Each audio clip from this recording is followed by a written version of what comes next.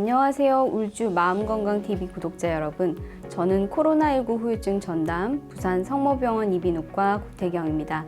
여러분은 롱코비드에 대해서 들어보셨나요? 코로나19 감염 후 최소 4주가 지났음에도 예전의 내 몸 같지 않은 알 수 없는 증상에 시달리는 것을 의미하는데요.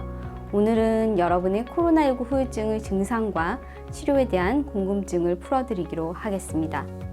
코로나19 후유증 전담병원이 일반 병원과 차이가 있을까? 아니면 가봤던데 별 차이가 없던데 라고 생각하시는 분이 있을지 모르겠습니다.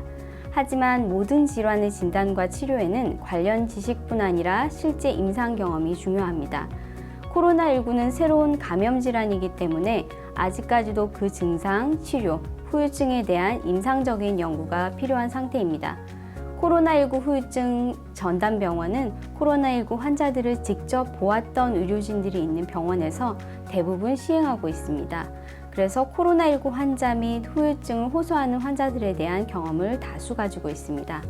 코로나 후유증 전담병원의 경우 환자의 호소 증상에 따른 해당 과 진료가 적절히 잘 이루어진 편이기도 하고, 진료본과의 질환이 아닌 경우, 그리고 환자의 기저질환이 있는 경우 관련된 다른 과의 진료가 필요한 경우가 있는데, 이러한 경우 협진이 신속히 이루어집니다.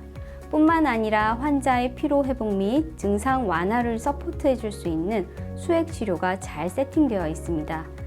이런 이유 때문에 일반 병원보다는 코로나19 후유증 전담병원을 이용하는 것이 여러분의 빠른 일상 회복에 도움이 될 거라 생각합니다.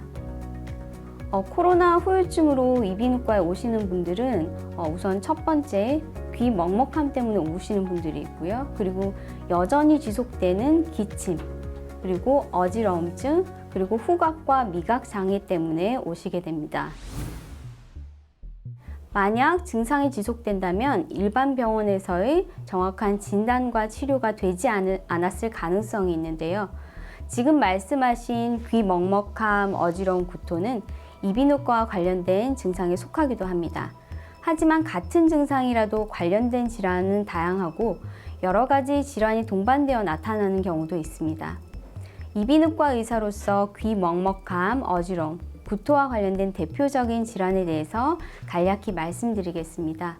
첫 번째는 돌발성 난청과 이석증 또는 전정신경염의 동시 발생일 수 있습니다. 돌발성 난청의 원인 중에는 바이러스 감염에 대한 것이 있는데요.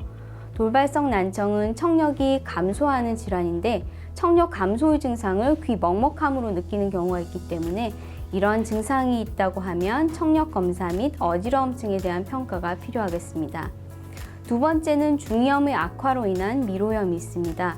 코로나19로 인한 상기도 감염은 중이염을 일으킬 수 있고, 이것이 악화되면 중이뿐 아니라 내이기관에도 염증을 일으켜서 미로염을 일으킵니다. 미로염은 어지러움, 구토와 같은 증상이 발생할 수 있고 청력 저하도 동반될 수 있으며 병이 더 진행될 경우에는 뇌수막염이 생길 수 있습니다. 그리고 그 밖에도 비부비동염과 이관 기능 장애가 동반되는 경우, 기립성 저혈압으로 발생한 어지러움, 뇌졸중 또는 뇌출혈로 인한 중추성 어지러움이 발생한 경우, 위장관계 이상으로 구토가 동반되는 경우 등 다양한 질환이 동시에 발생되는 것을 배제해야 되기 때문에 전문의들의 진료가 꼭 필요하겠습니다. 만약 여러분이 코로나19 후유증으로 어떤 과의 어떤 의사를 찾아가야 할지 모른다면 전담병원을 이용하는 것이 아주 편리하겠습니다. 진료 문의 시 환자의 해당 증상에 따른 적절한 안내가 이루어질 뿐만 아니라 만약 진료본과의 질환이 아닌 경우 다른 가능성이 있는 질환에 대한 다른 과 협진이 신속히 이루어지기 때문에 그것이 전담병원을 이용하는 큰 장점이고 아픈 환자들이 수고로움을 덜 수 있는 방법이라 생각합니다. 기침, 가래가 지속되는 경우 단순히 증상 조절만 하는 기침, 가래약만 계속 드시는 것보다는 코로나 후유증 전담병원을 찾아 정밀 검사를 받아보시는 것을 추천드립니다.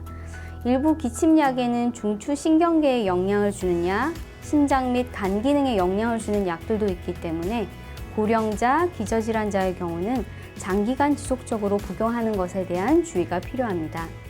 실제 기침, 가래가 지속되는 환자들의 경우 발열이 없더라도 가슴 엑스레이나 CT에서 폐렴, 폐의 섬유화가 발견되는 경우도 있고, 기저질환이 있었던 환자들의 경우에는 만성 폐질환의 악화 소견이 나타나기도 합니다. 그리고 폐에는 이상이 없지만 급성 비부비동염 또는 만성 비부비동염의 급성 악화로 후비루가 생기고 이로 인해 기침 가래가 지속되는 경우가 있기 때문에 정확한 진단 후에 항생제를 포함한 필요한 약을 처방받거나 적절한 수액 처방을 받으시는 것이 회복에 도움이 되겠습니다. 오늘은 코로나19 전담병원의 역할과 일반 병원과의 차이점에 대해서 알아보았고요. 그리고 몇 가지 대표적인 후유증에 대해서 알아보았습니다. 앞서 말씀드렸듯이 증상이 계속된다면 꼭 전담병원에 방문하셔 정확한 진단을 받고 치료받으시길 바랍니다. 시청해 주셔서 감사합니다. 마음이 아플 땐 왜 참기만 해요. 고민하지 말고 상담 받으시죠. 정신건강 책임져줄 우리 쉼터 훌쭉은 정신건강복지센터.